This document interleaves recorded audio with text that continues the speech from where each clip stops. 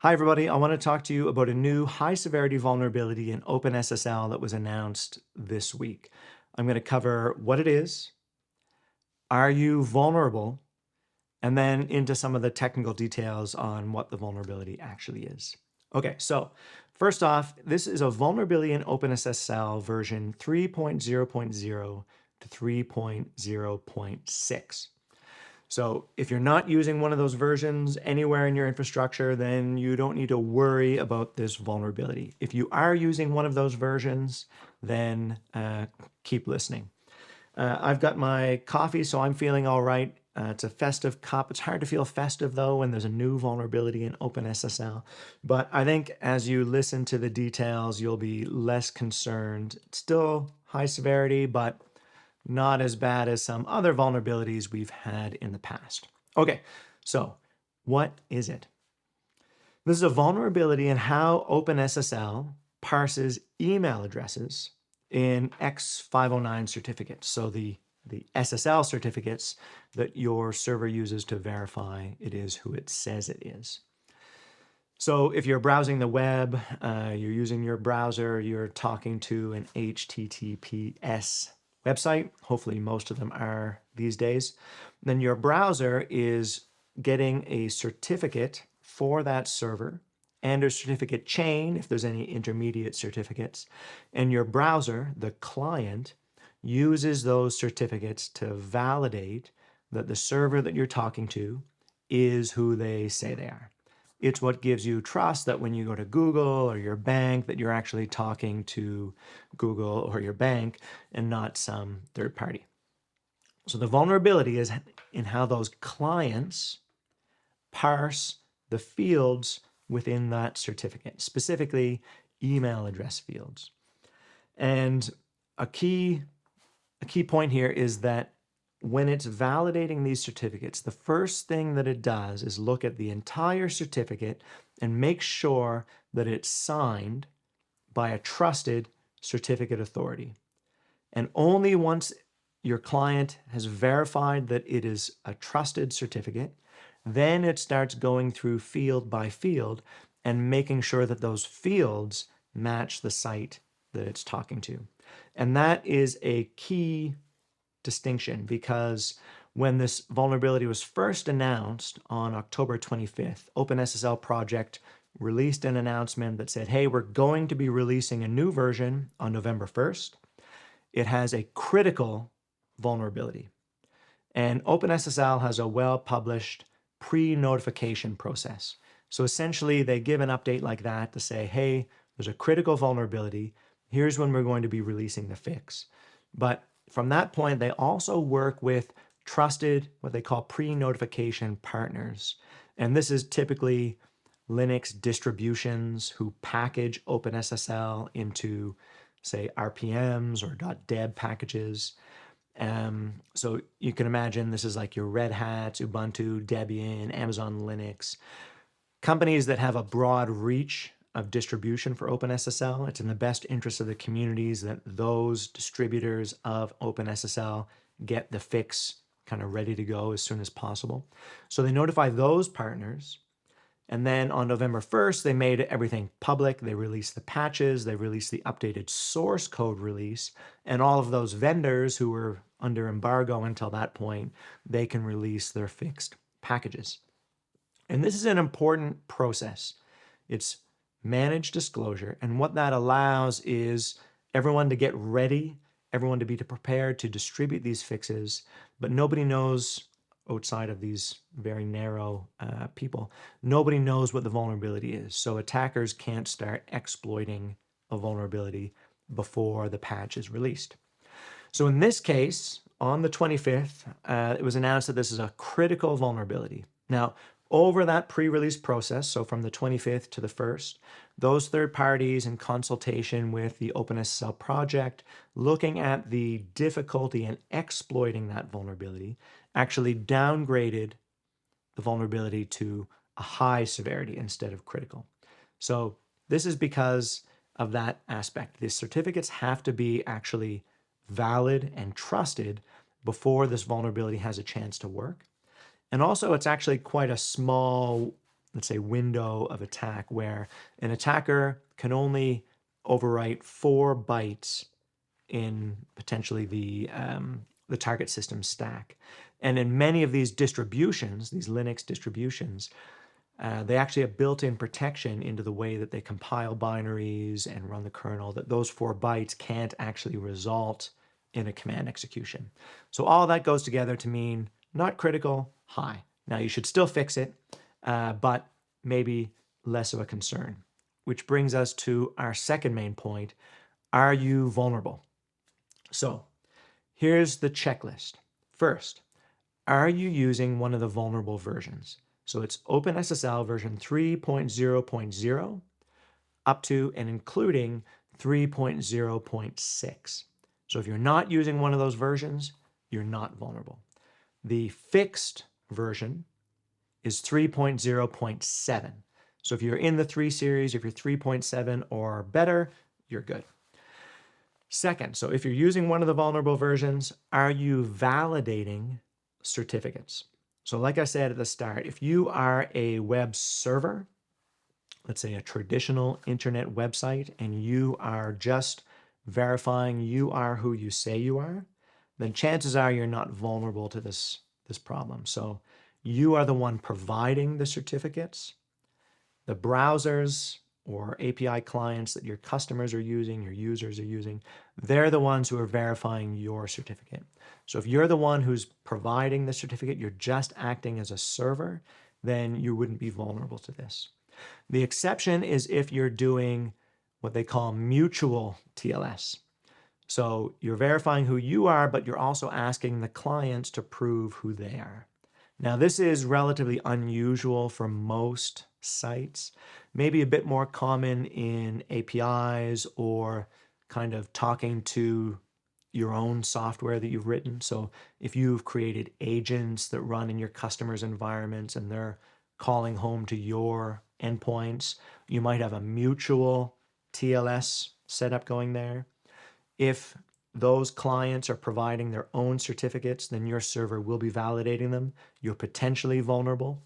I consider this less severe because in most of those use cases, you are actually in control of the client certificate distribution process.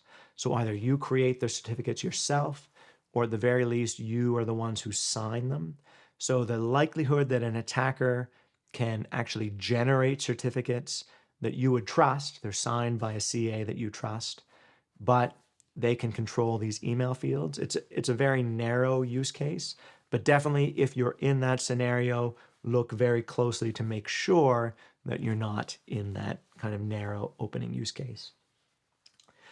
So you're probably okay if you're running a server, but if you're using OpenSSL as a client, if you're the client making requests to other websites, particularly if they're third-party or untrusted websites, then you definitely do need to be concerned.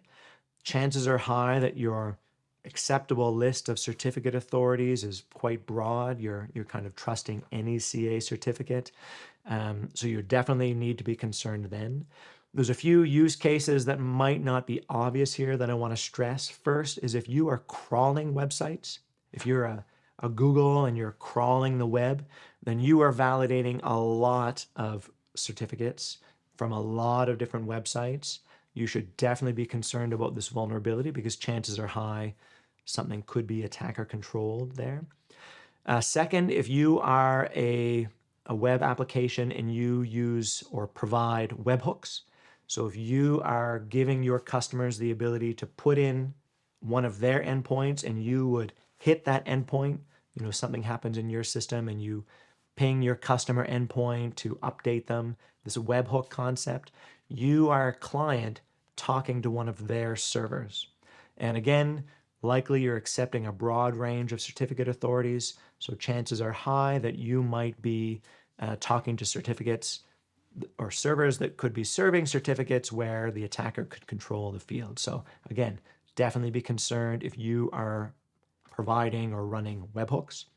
And then the third one I want to stress is common in social media. If you have a web application or service where you are fetching URLs to generate previews, So, you type a URL into Twitter or Slack and it fetches a preview of that URL, then that service is a client. You are making a request to that URL to pull down the content. So again, you could be potentially vulnerable to this problem. So those are the key areas where you need to really pay attention to know if you're a client and if you are particularly vulnerable to this. Even if you're not, no matter what, you should upgrade. But if you're in one of those use cases, you should pay particular attention and get it fixed quickly. Okay. Third main point, onto the details of what the vulnerability actually is. So I like this aspect, kind of digging into where does the vulnerability come from. So as I said, this is a vulnerability with OpenSSL in the way that it parses fields in certificates, and particularly email address fields. And the vulnerability comes in the email address after the @ sign is the hostname portion. And that hostname portion is where the vulnerability lives. When OpenSSL parses that hostname, it supports internationalized domain names. So internationalized domain names are how we handle non-ASCII characters inside domain names. And it actually supports any Unicode character, any code point in a URL. It's all possible. This is how we have things like snowman.net, which gives you a nice happy snowman. Actually, he's not very happy, kind of neutral expression there, but it gives you the ability to put any internationalized characters in a domain name. And it does that, it encodes those characters using something called Punycode. And if you look at the specification for Punycode, it's kind of a nightmare for C programming. It's a lot of variable length encodings of integers, variable lengths of strings that are expanding dynamically based on parsing. It hits a lot of the pain points where C, let's say, is vulnerable to a lot of these types of vulnerabilities. So it's kind of not surprising that this parsing has a vulnerability like this. And if you look at the actual fix for that original vulnerability, 3602, you can see that it's actually a one-character diff, a one-character fix, and it's an off-by-one error. And they say there's two hard things in computer science: cache invalidation, naming things, and off-by-one errors. It's a hard problem, particularly in languages like C. And essentially what it allows is an attacker to confuse the parser and trick it into overwriting bytes that are outside of the actual memory that was allocated for the decoded internationalized string. And once you can overwrite bytes that you shouldn't, in this case, potentially in the stack, in this case, 4 possible bytes, it introduces the possibility of a denial of service. So just scrambling the bytes that shouldn't be scrambled and crashing everything. Or the bigger risk, potentially a remote command execution. So the attacker executing arbitrary code on the vulnerable site. Now, I want to stress that the chances are very low of a remote command execution, but low means that there is a chance. So definitely take it seriously. But this is really one of the big reasons why this is downgraded from a critical to a high severity. And I think that's great that they started higher, or critical in this case, and downgraded. Nobody wants it to go the other way. You don't want it to start high and then be upgraded to critical. That's always far more frantic, far more scary. So I appreciate the way that the the OpenSSL project handled this, but that's part of the reason why they were able to downgrade it to a high, because the chances of introducing this vulnerability because of the trusted CA stuff I talked about earlier, and the chance of being able to successfully exploit it because of all the stack protection that are in most modern distributions of Linux, all of these go together to make the risk of exploitation much lower. But all of this kind of goes together to kind of explain where this vulnerability came from. And if you see in the fix, like I said, one character, the second vulnerability was a bit more involved. but also a bit lower risk. The attacker can't control the bytes that were written, but still a chance of denial of service. So I think it's a really interesting look into how a tiny, well-known concept of the off-by-one error can introduce this major problem to the ecosystem. And I want to stress this is no fault of any OpenSSL contributor. This class of vulnerabilities is well known. It's common in programming languages like C. So this is not a finger-pointing type exercise, but it is, let's say, a lesson that this type of vulnerability could exist anywhere, and we need to be very practiced at responding to this type of vulnerability and remediation flow kind of day to day. So definitely, if you're running infrastructure, if you're running systems, invest in software composition analysis so that you can rapidly respond to this type of a problem. Scan your container images, look for vulnerable versions, make sure you have that capability available. This is not the first, and it will not be the last big vulnerability in a major component of the internet. Invest in tools to scan your running infrastructure, whether that's container images or running workloads, and invest in making your software release process fast, quick, so that when this comes out, you can respond to it quickly. So that's everything for now. If you have any questions, leave the comments down below. If you find this kind of content valuable, like, subscribe. It really helps the channel grow. All right, talk to you next time. See you later.